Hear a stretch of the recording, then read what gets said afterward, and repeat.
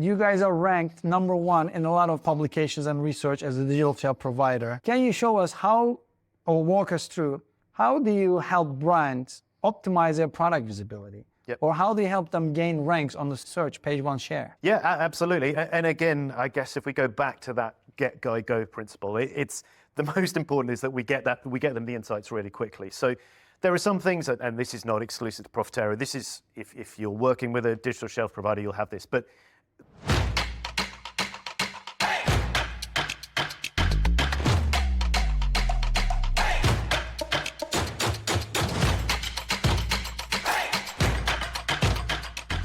Hello everyone, welcome to the e-commerce podcast. Today, here we're in London downtown at Profitero and Publicis offices with VP of Industry Insights, Andrew Pearl. Thanks for having us today, Andrew. Pleasure to see you. Fantastic you're here in London. Yeah, thank you for joining me today. This has been long overdue. We've been discussing this for quite some time. We're running into each other in a lot of industry events, but I'm happy to be here with you guys today. Thank you very much. But I know you have a very great reputation in the industry. You have very strong relationships. I want you to take us a little further back. Walk us through your career journey, how you fared so far, and what's on the horizon for Profitero and Andrew Pearl. Excellent. All right. So yeah, it's been a long story. We'll go into years in a minute because that really ages me. But I started off completely different. I started off after university in banking, so not far from here, the city of London. Okay. Center of the banking world. I was there for about 5 years. I did some travel I worked in Tokyo for a bit and Sydney, which was awesome. But it just wasn't me, and it wasn't really driving my passion. So okay, this is where it ages me. So 23 years ago, I applied for a role, a general commercial role with Mars, and I got it, and I was put into this thing called category management. I'd never heard of it before. How coincidental. Coincidental, but that was it, and that started my love affair with insights, with data, with just helping retailers in the case of Mars and brand side of things, and now obviously our customers to get the most out of the data. So about 15 years working FMCG side. I've worked on herbs and spices, those little jars of herbs that is really tricky. Worked on tea. I worked electronics for a short time, setting up category management with Philips, which was great. But then 9 years ago, I saw this advert for this fast-growing digital analytics company. I thought, yeah, this is, e-commerce. It's something sexy and there's something coming. good in that. There's something exciting, and I was frustrated because we were struggling within my organization at the time to really grow and understand what the future was. So. Yeah, I joined Profitero. We had no office at the time. We were a small group in the UK. There were about 5 of us. And now, today, we are a television centre in the UK. Amazing place today, yes. 2 years ago, we were acquired by the Publicis Group, which is where we're in, which is fantastic. So we've grown from this fast action, startup mentality. You do a bit of everything, and I learned so much, to now being part of one of the largest holding companies and fastest growing in the world. So it's been great, but my background is always insights and driving and helping, as I say, clients to understand it. And that's really driven everything I do. Has it been a conscious decision? No, but I think it's sort of progressed naturally and fluidly, I would say. And yeah, I've had a great time. I believe e-commerce career is never a conscious decision because it's kind of a roller coaster, right? Yeah, Sometimes you got to take it wherever it takes you to go. But I'm surprised you have banking, electronics, under the belt a little bit. Yeah. Now you're helping entire categories, all the brands in the world. That's it. So Profitero obviously is a very well-known name in our industry. You guys support more than, 3,000-4,000 brands all around the market. And you're helping them to unlock some insights and accelerate growth. Can you walk us through a little bit about latest? Of course, we know Profitero for digital shelf, e-commerce insights, and many other aspects of e-commerce. But in the last couple of years, where do you drive the growth most? Where do you enable all these several thousand brands unlock those opportunities the most impactful? Yeah. So if I could, I'm sorry, I'm going to kind of take a step back. I think I'm too fast. I'm sorry. No. I think this is a really fascinating thing because you and I, we've been to many conferences, as you know, over the last years, and in some ways things stay exactly the same. You hear the same messages. But I will never apologize for focusing on the brilliant basics of the digital shelf, because fundamentally it is the core of what we do. And I think too often you do look too fast ahead and forget about the importance of winning in search, winning in content, ultimately driving visibility and conversion. So yeah, that's what we do. And I think where we've progressed a lot is, we've always been daily data as standard. That's a given. in e-commerce and digital shelf, you can't do anything other than daily data. But now increasingly we're looking at store level data, and I'm sure we'll come and talk a lot more how store level data is driving improvements in retail media execution, for example, with DSP and stuff like that. It's intraday. So that is core. But there are a lot of us in this world, right? There's a lot of Profiteros, there's a lot of all sizes, some really great competitors out there. But there is a danger that this data is getting commoditized. So I think if we do fast forward now, what our real focus on is that kind of automation side of things. So we look at it, we kind of summarize this in our sort of get, guide, go principle. The get is the basics. How do we help, and increasing using AI, using chatbots and things like that, how do we help our customers surface those insights really quickly so they're not having to spend the time and they can drive action? We then guide them to that next stage, and that's through things like our analyst team. So again, when I started, I headed up our analyst support team. So typically with Profitero Engage, you get some analyst support, and that might be something as, tell me how to understand to drive better visibility on Tesco or Carrefour or Walmart, or it could be very specifics of what does an Amazon Eco badge do for me? Is it something I need to do? So it can be multitude of different tasks. Our advisory business, and I think also helps structure, and that builds into the final stage, which is really about the thought leadership. And that's, this I think is again, really our point of difference, because like I say, there are a lot of data providers. There's very few who really drive that action. It's probably the most common question I get. Your data's great, but what do I do with it? And that's our focus, and that's what we do. So yeah, one of our biggest, I work with our amazing marketing team. One of our biggest pieces that we launched, we just end of last year, launched our 8th annual global benchmark survey. So we interviewed about 400 leaders of the CPG world. And I think what is different and where we're focusing a lot more now is with our clients on what is the right structure for their teams, because that's how you drive e-com, right? It's how do you right allocation of the resources, exactly, and maximum output. Exactly. It's the best allocation of resources. How do you democratize the data throughout your organization and really do that? So we spend a lot of time on that. We also spend a lot of focus on helping education. So again, for those, the sales guys perhaps in CPGs who it's still, could be just 10%, could be less than 10% of their total sales. Why should they care about digital shelf? Right. So our call will always be the data and the brilliant basics. And I would never apologize for that, because that's the focus. But it's more driving to that next best action using AI. I'm sure we'll talk more about that. How do we surface the best insights to automatically drive better execution of media, to better optimize content, all these kind of things. And that's really our focus. And that's what I believe is driving our growth, and more importantly, our competitor growth. Our customer growth as well. Actually, I cannot resonate more with this digital shelf focus, because to your point, of course, business impact, business objectives, and the sales locomotive drive in the organization is topmost priority. But where are you going to measure where the battle is won or lost? At the digital shelf, in terms of online and omni-channel sales. So I totally agree with you, even though there are some emerging topics around retail media, AI, and /Gen AI in the recent years and months.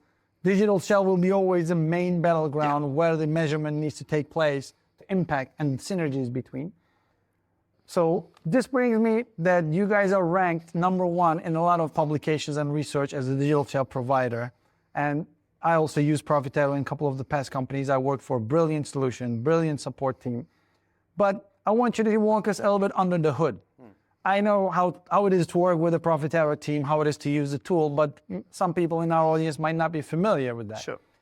Can you show us or walk us through, how do you help brands optimize their product visibility? Yep. Or how do you help them gain ranks on the search page 1 share? Yep.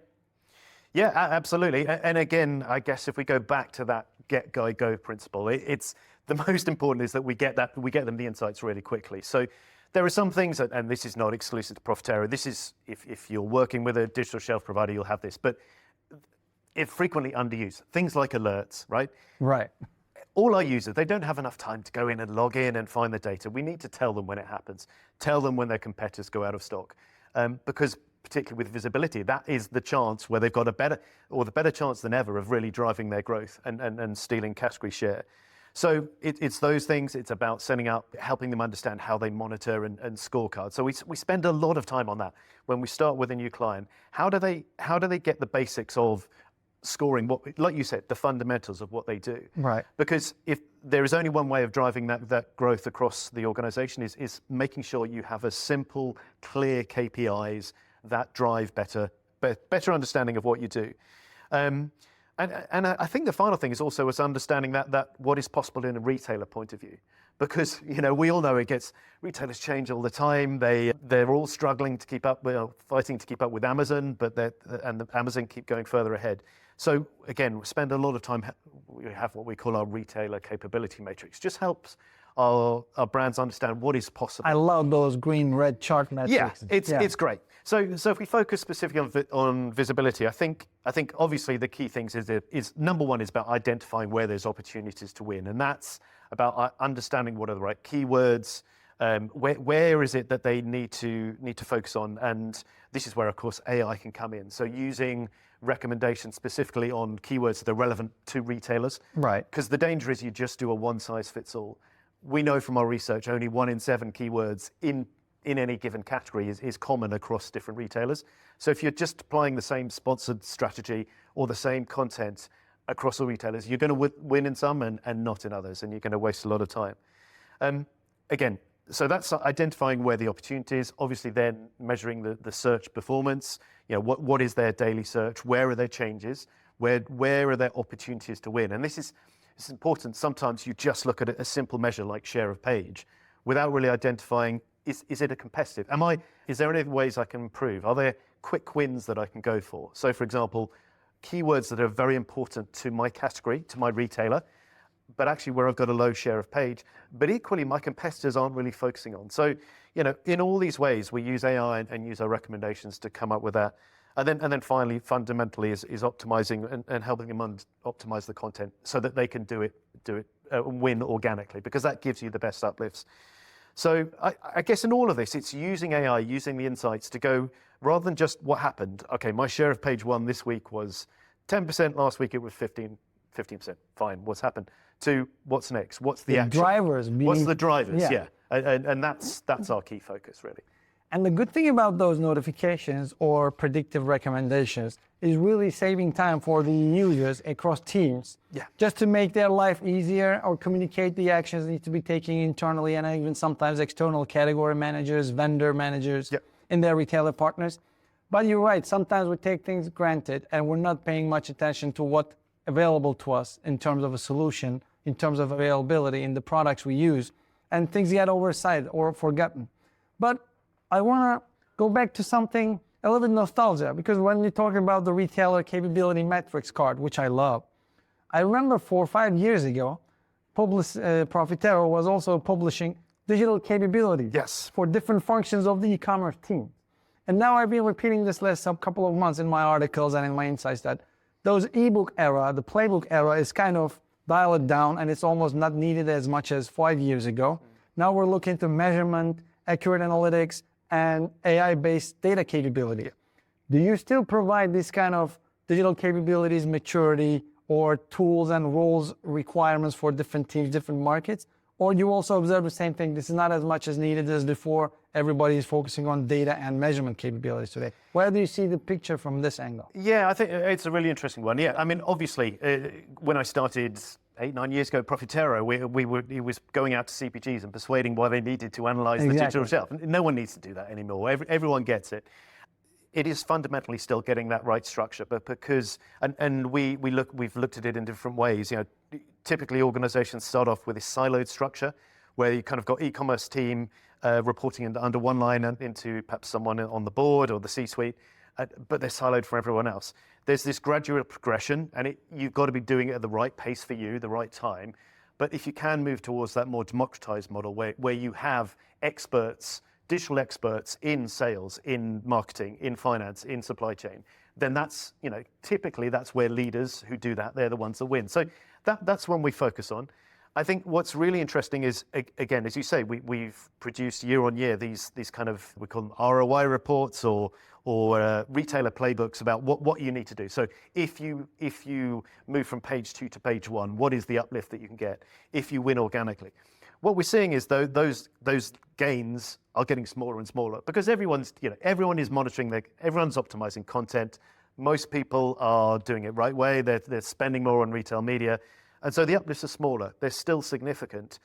It's the key question is how do I take it to that next stage? If everyone now is at a basic level where everyone has got decent content, probably pretty much everyone has got some optimized mobile ready hero images, but they're not really taking advantage of using data to find out when their competitors are out of stock. Right. So everyone's doing the basics, and therefore the potential gains you get have reduced. They're still significant.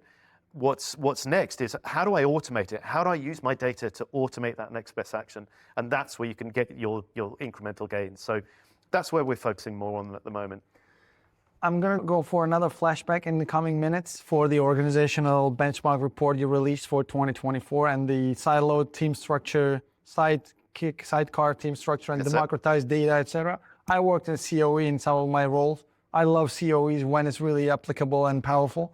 But now I want to focus to a more sexier subject, since we're talking about it, the retail media. Yes. Because obviously it's fast-moving topic right now, and there is some variance around it, on-site retail media, off-site retail media, DOOH, in-store and everything.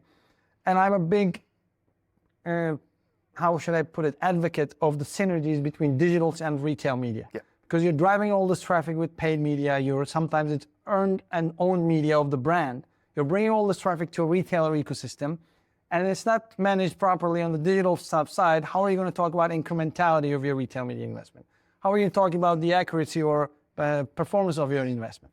So where do you see the synergy between retail media and digital shelf? You touched upon it slightly, but I also want you to talk about how data and what kind of data you're bringing to the table with Profitero is helping brands to see the correlation, causation, and the synergy between retail media and their digital shelf performance. Because I think it's not discussed loudly enough.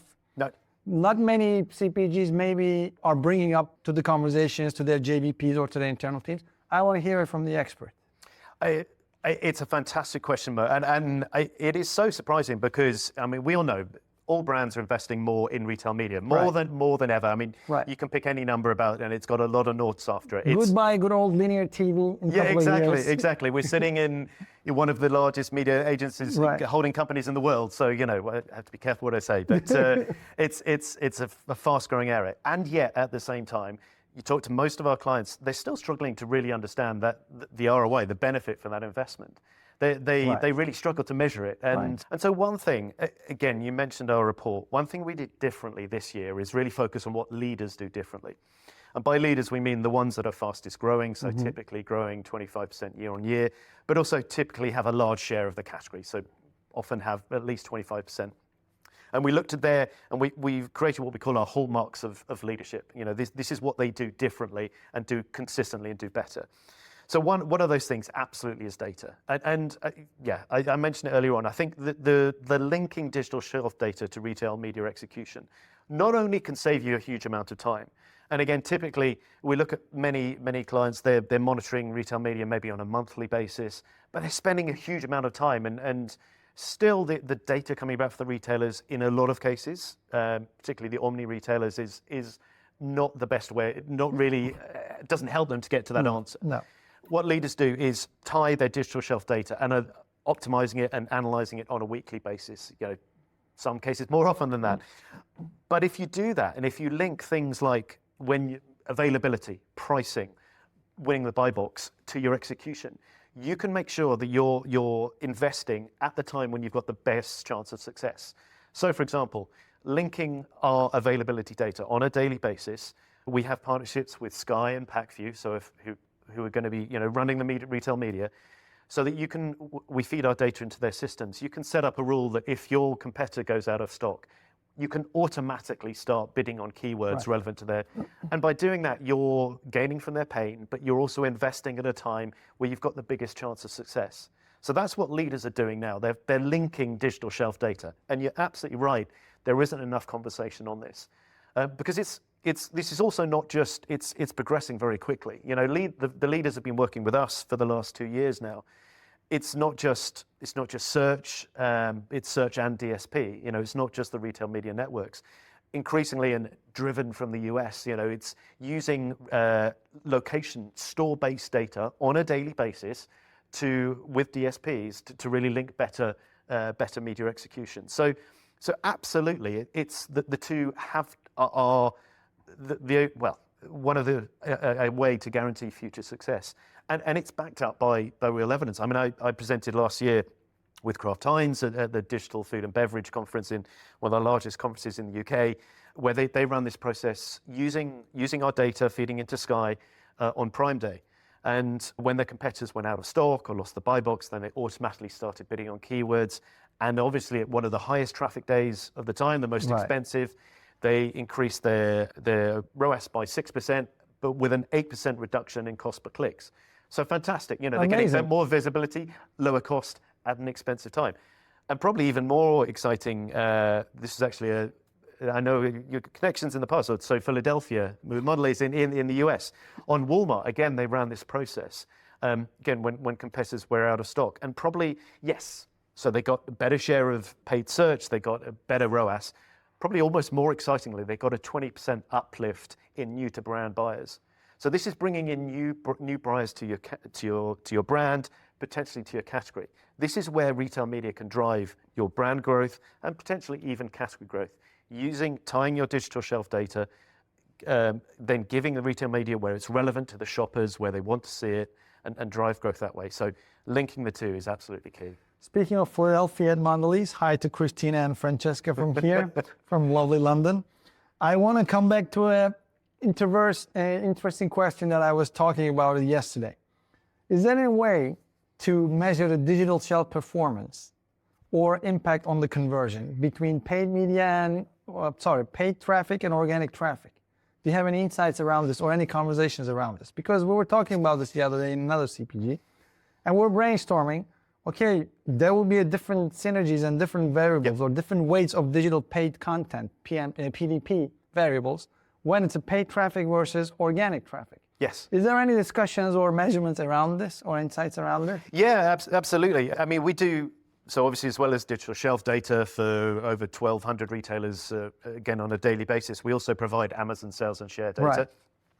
And so we can do a lot of analysis linking the two, and that's where you get some of these great insights. I think I mentioned about the importance of winning organically.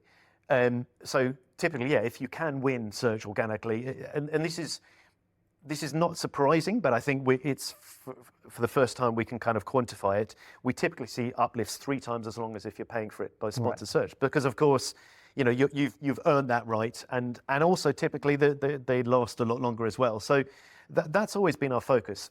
Win organically first. Yeah, we then focus on what are the elements that drive better conversion, and that can be things like typically, and it does depend obviously a little bit by category, but videos, for example, videos can drive better conversion up to 36%. We've seen uplifts when you just put a video on your PDP, and brands have been getting 36% growth.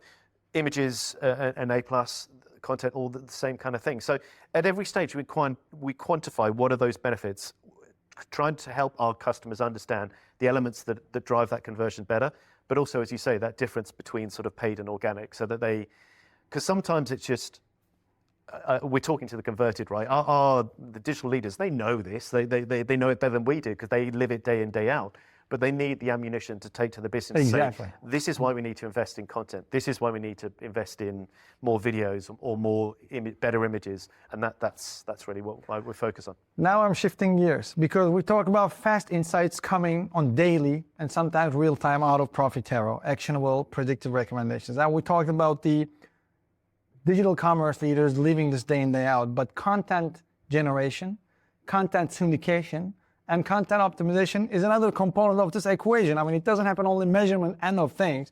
There's also feeding or input side of things. Yep. And many CPGs, including the ones I worked in the past, we went through transformations, whether we should centralize our global content creation or whether it should trickle down at the local market level, how we're going to keep the brand consistency. In terms of content generation and content optimization, how fast can CPG brands go with a powerful tool like Profitero or robust digital shop solution?